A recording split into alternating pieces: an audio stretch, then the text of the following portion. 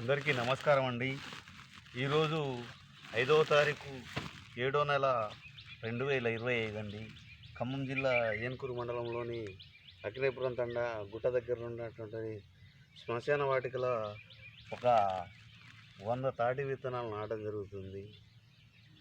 రానున్న భవిష్యత్తులో సృష్టికి కానీ జీవాలకు కానీ ఉపయోగపడతాయి అన్న ఆలోచనతో ఇవి చెట్లు ఎత్తున్నందువల్ల పక్షులు ఆవాసాలు ఏర్పాటు చేసుకొని అవి ఆ గింజలు ఈ గింజలు తిని రెట్టెలు వేయడం వల్ల గుట్టలపైన చెట్లు మొలుస్తాయని అన్న ఆలోచనతో ఈ తాటి చెట్లనే ఎత్తుంటాయి అన్న ఆలోచనతో నాటడం జరుగుతుంది.